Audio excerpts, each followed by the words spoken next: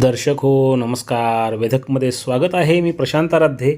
भीमा आणि नीरा खोऱ्यातला आज सकाळपर्यंतचा मागील 24 तासातला पाऊस आणि वरील धरणांची स्थिती आपण पाहत आहोत. मागील 24 तासामध्ये मोठ्या प्रमाणात पाऊस भीमा नीरा खोऱ्यामध्ये नोंदला गेलेला आहे. मुळशी धरण जे आहे तिथं 420 मिलीमीटर पावसाची नोंद होती, तर पवना प्रकल्पावर 426 मिलीमीटर पाऊस हा आज नोंदला गेलेला आहे. आपण उपखोरेनिहाय पाऊस पाहूया.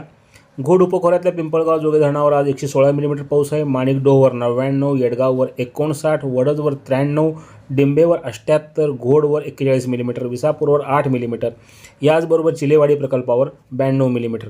भीमा उपखोऱ्यातल्या कळमोडीवर 128, चासकमानवर 98, भामा आसखेडवर 109 मिलीमीटर, वडिवळे प्रकल्पावर 234, आंध्रावर 214, पवनावर 426 मिलीमीटर पावसाची नोंद आहे. कासारसाई धरणावर 155 मिलीमीटर पाऊस आज नोंदला गेला आहे. याचबरोबर मुळामुठा उपखोऱ्यात मुळशी धरणावर 420 मिलीमीटर पावसाची नोंद आहे. टेमघरवर 199, वरसगाववर 240, पानशेतवर 258, खडकवासला प्रकल्पावर 100 मिलीमीटर पाऊस झाला आहे. नीरा खोऱ्यातल्या गुंजवणीवर 197, नीरा देवघरवर 158, भाटघरवर 84 मिलीमीटर, वीरवर 40 मिलीमीटर, तर नाझरेवर 75 मिलीमीटर पावसाची नोंद आहे. उजनीवर 3 मिलीमीटर, तर सीना कोळेगाव प्रकल्पावर 11 मिलीमीटर पावसाची नोंद आहे. दरम्यान जी धरणं आहेत वरची भीमा नीरा खोऱ्यातली तिची आपण स्थिती पाहूया. पिंपळगाव जोगे धरण जे आहे ते अद्यापही 0% स्थितीमध्येच आहे. माणिकडोह हे 18.57% भरलं आहे. येडगाव 43.59, वडज 55%, डिंबे 23% भरलं आहे. घोड 0% आहे. विसापूर 13.62, चिलेवाडी 44% भरलं आहे. कळमोडी 100% भरलेलं आहे. चासकमान 36.14, भामा आसखेड 53.35, वडिवळे 84.53, आंध्रा 59.86, पवना प्रकल्प 55% भरला आहे. कासारसाई 96.23%.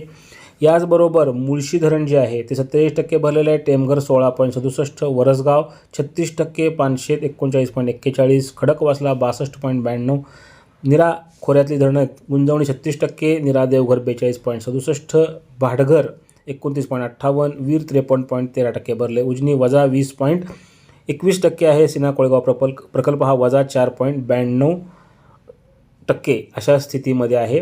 दरम्यान 1,46,000 क्युसेकनं उजनीमध्ये दौन पाणी मिसळत आहे. आणि सध्या जी वरच्या धरणातनं पाणी सोडलं आहे त्यामध्ये कळमोडीमधून 6,759 क्युसेकचा विसर्ग सुरू आहे. वडिवळेमधनं 6,720, कासारसाईमधनं 4,194 क्युसेकनं पाणी सोडण्याची प्रक्रिया ही सध्या सुरू आहे.